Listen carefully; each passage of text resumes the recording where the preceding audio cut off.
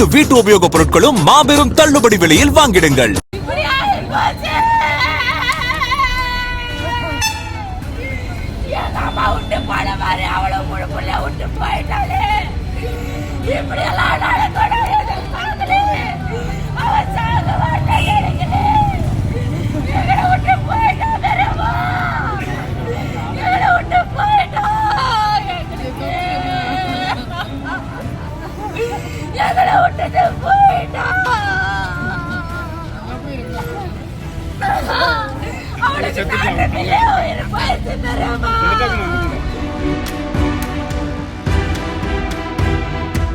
திருப்பத்தூர் மாவட்டம் நாற்றம்பள்ளி அருகே பெண்ணின் மரணத்தில் சந்தேகம் இருப்பதாக கூறி உறவினர்கள் காவல் நிலையத்தை முற்றுகையிட்டனர்.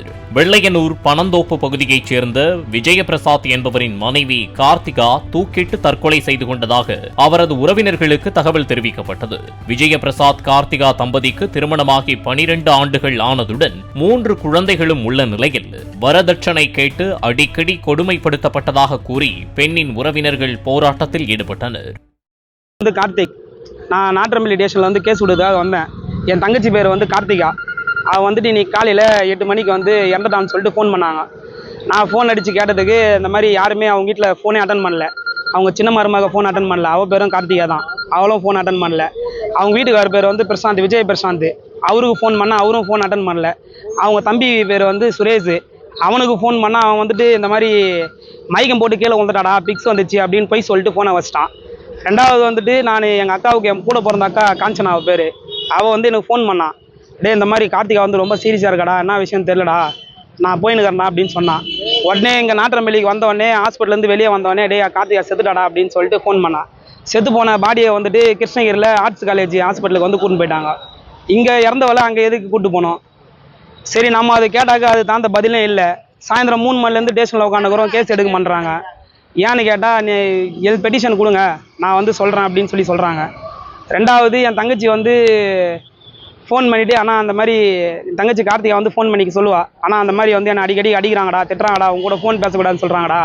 சொந்தக்காரங்கட்டெலாம் யாரு கூடயும் பேச விட மாட்டாங்க. பேசினா நீ அவங்க கூட பேசுகிறடி தேவையால அப்படி இப்படின்னு சொல்லி அடிப்பாங்க, கூட போன அண்ணங்கிட்ட பேசுறதுக்கு. சரின்னு சொல்லிட்டு நான் ஒரு நாள் ரொம்ப வாயில் குத்திருக்காங்க. இந்த இடத்துல வாயில் இந்த இடத்துல இப்படி காமிக்கிறா வீடியோ கால் பண்ணி. ஆனால் ரத்தம் வந்துச்சுண்ணா, என்னை வாயில் வச்சுட்டாங்கண்ணா உங்கள்கிட்ட பேசுறதுக்கு அப்படின்னு சொன்னான்.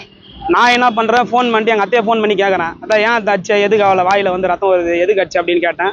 உடனே அவங்க வீட்டுக்காரு சபாபதி ஃபோனை வாங்கி டே ஆம்பளையா இருந்தால் நீ எங்கள் வீட்டு வாசலுக்கு வாடா, நான் பார்த்துக்கிறேன், எங்கிட்ட துட்டுக்குதுரா கூதியா, நான் பார்த்துக்கிறேன்டா, வாடா பார்த்துக்கலாம் ஆம்பளையா இருந்தா அப்படின்னு சொல்லி கூப்பிட்றான். உடனே நீ என்ன மாமா பேசுகிற, அந்த மாதிரி பேசுறதெல்லாம் தப்பு அப்படின்னு நான் சொன்னேன். உடனே விஜய் பிரசாந்த் அவங்க பையன், அதான் எங்கள் தங்கச்சி கார்த்திகாவுடைய வீட்டுக்காரு, யோ நீ இந்த மாதிரிலாம் பண்ணினா உன் மேலே கேஸ் கொடுத்துருவியா அப்படின்னு சொல்லிட்டு என்னை மிரட்டினாரு. என்னான்னு சொல்லி கேஸ் கொடுப்பேன், வரதட்சணை கொடுமைன்னு சொல்லி கேஸ் கொடுப்பியா, இல்லை மச்சான் சண்டை போடுறான்னு சொல்லி கேஸ் கொடுப்பியா, என்னான்னு கேஸ் கொடுப்பேன் அப்படின்னு சொல்லிட்டு நான் சொன்னேன். இன்னைக்கு லாஸ்ட்டாக என் தங்கச்சி இறந்துட்டா. நீதி கேட்டு வந்திருக்கோம், ஆக்ஷன் எடுக்க மாட்டாங்க. எங்க தங்கச்சிக்கு மர்மத்து மேல இது இருக்கு, சந்தேகம் இருக்கு, சாவு மேல சந்தேகம் இருக்கு. இவங்க இவங்களாதான் ஏதோ பண்ணிருக்காங்க. காலையில 8 மணிக்கு உயிர் போயிருக்கு. அவங்க வீட்லயே பிரச்சனை ஆயிடுச்சு. இவங்க 3 பேர் யாருமே கூப்பிடாம வீட்டை கதவை தட்டி அவங்க சின்ன மருமக கார்த்திகா, வள்ளியம்மா, சபாபதி இவங்க 3 பேருமே வீட்லயே வச்சிருந்து மேல கழட்டி கீழே படுக்க வச்சிருக்காங்க. எந்த ஒரு இதுவுமே பண்ணல.